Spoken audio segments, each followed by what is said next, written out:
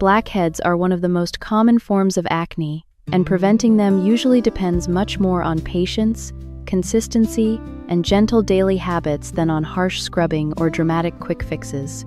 A blackhead forms when oil, dead skin cells, and debris collect inside a pore, and the surface of that clogged material is exposed to air, which makes it darken. So, the main goal is to reduce buildup while keeping the skin barrier calm instead of irritated. A gentle routine is usually the most dependable routine. Wash your face with a mild cleanser and lukewarm water in the morning and again at night.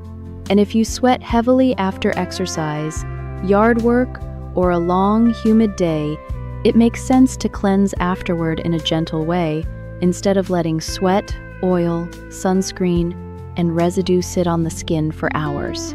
What usually does not help is washing your face over and over throughout the day, rubbing hard with rough cloths, grinding gritty scrubs into the skin, or treating blackheads as if they were dirt that can simply be polished away with force.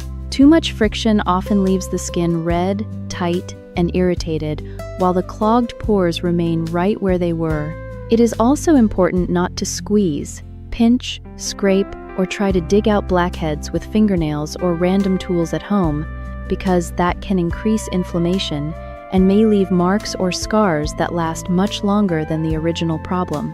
Choose skincare, makeup, sunscreen, and hair products that are labeled non-comedogenic, oil-free, or water-based when possible, because heavier oily products can worsen congestion. If you use waxes, pomades, or rich leave-in hair products, try to keep them away from the forehead, temples, and sides of the face, because those areas often react badly to residue.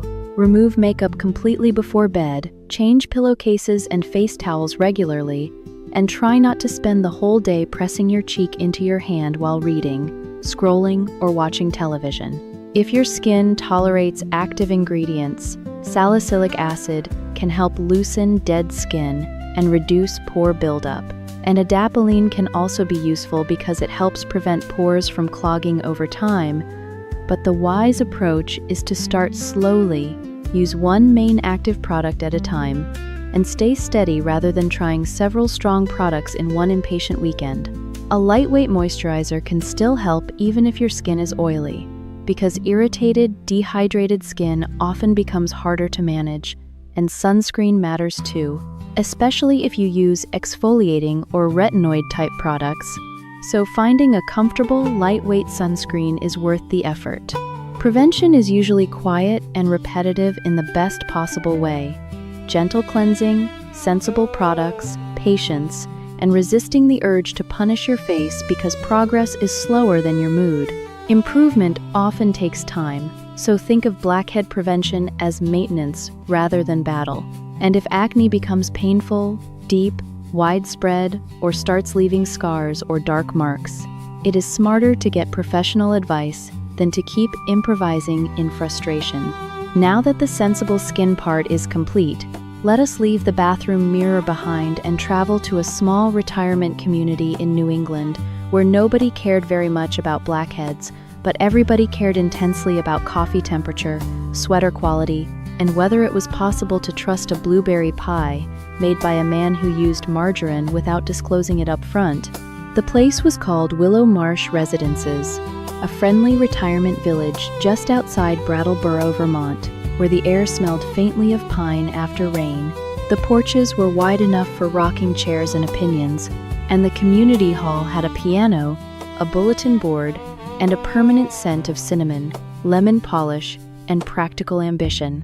Willow Marsh was the sort of place where people said they were taking it easy and then immediately formed committees, choirs, game nights, fundraising tables, recipe swaps, and once, disastrously, a volunteer ukulele trio. The social center of Willow Marsh was the Birch Room, a large hall with folding doors, soft yellow walls, and enough chairs to host either a holiday supper or a low-stakes coup. Every Wednesday morning, a small group of residents met there for what was officially called the Literary Tea Circle and what everybody else called the Muffin Parliament. They sat around drinking tea, discussing books with varying degrees of sincerity, and drifting gloriously off-topic into weather, recipes, grandchildren, mail-order scams, and whether pears had lost their integrity over the years. The unofficial leader of this circle was 76-year-old Eleanor Wren, a retired public librarian with silver hair twisted into a careful knot, half-moon reading glasses, and the exact kind of composed face that made younger people confess things they had not intended to mention. Eleanor lived in Cottage 7 with 2 cardigans. She called her serious ones, a stack of crossword books, 1 jade plant that thrived suspiciously well, and a kitchen drawer organized so neatly that it felt like a moral argument. Her dearest friend in the village was Arthur Pike, age 81, widower, former owner of a hardware and feed store, wearer of soft tweed caps and suspenders with tiny trout on them, and a man who moved at the unhurried pace of someone who understood that most panic is just bad planning, wearing a louder hat. Arthur loved marmalade, disliked weak coffee, and believed all major decisions should be postponed until after someone had sliced the cake properly. Around them gathered the regulars.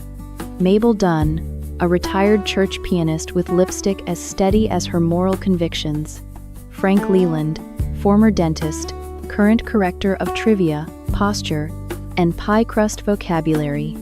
June Holloway, who claimed she did not gossip, and then constantly possessed highly usable information. Dot Mercer, a former hairdresser with a laugh like a dropped tray of silverware and a talent for saying devastatingly funny things in a voice too sweet to prosecute, and Beverly Ross, who baked with such authority that people referred to her lemon loaf in tones normally reserved for weather or scripture.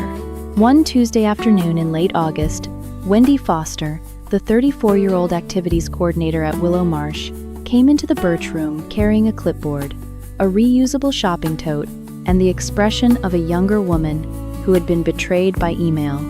"I need help," she said, before anyone had fully looked up. Eleanor folded her hands. "That sentence usually arrives carrying paperwork." Wendy sighed. "I signed us up for something I did not understand correctly." Arthur adjusted his cap. "That's a strong opening." Wendy dropped the clipboard onto the tea table.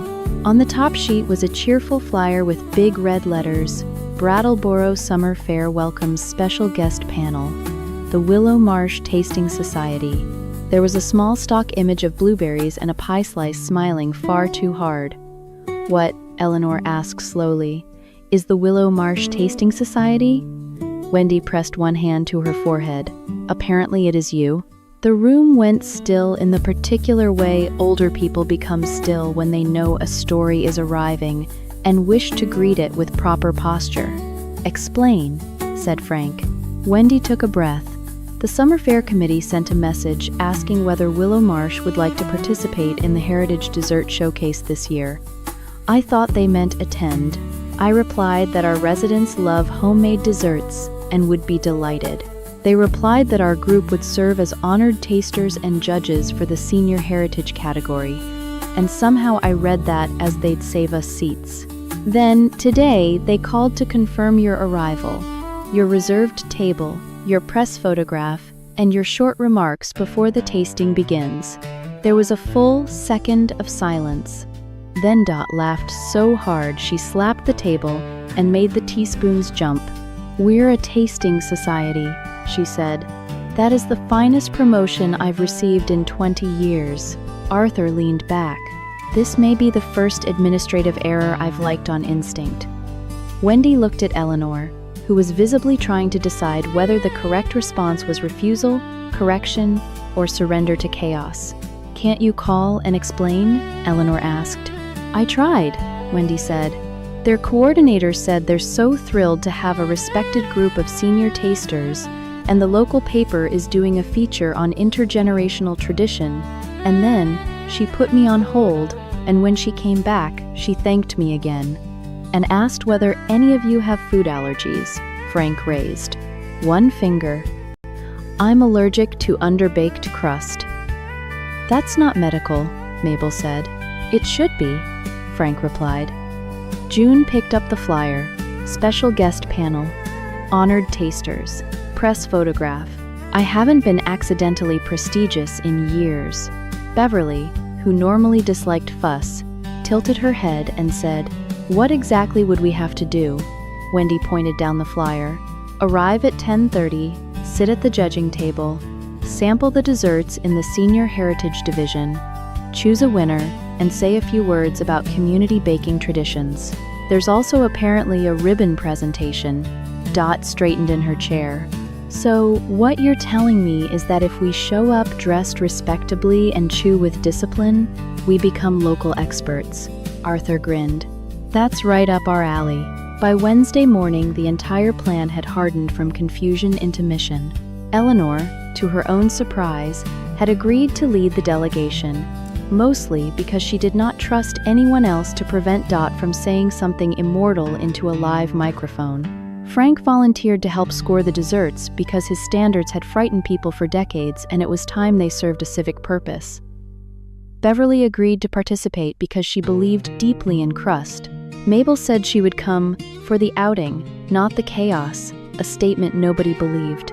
Arthur promised transportation oversight because he liked maps and because Wendy's nervousness had become painful to witness.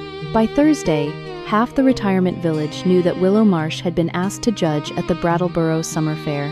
By Friday, the story had evolved into several glamorous forms, one of which involved a public television crew, and another that somehow included a ribbon cutting with the mayor. Wendy stopped correcting details because accuracy had already drowned. Saturday arrived bright and clear, with a blue sky, white fair tents visible from the road, and the kind of fresh, late summer light that makes even folding tables look hopeful. The Willow Marsh delegation rode to the fair in the community van, a tan vehicle with slightly sticky cup holders and a heroic air freshener clipped to the front vent. Eleanor sat in the passenger seat beside Arthur, who drove with the solemnity of a man escorting a small diplomatic team into dessert territory. In the back, Dot wore a lavender scarf and enough lipstick to qualify as morale. Frank carried a notebook titled Tasting Observations. Beverly brought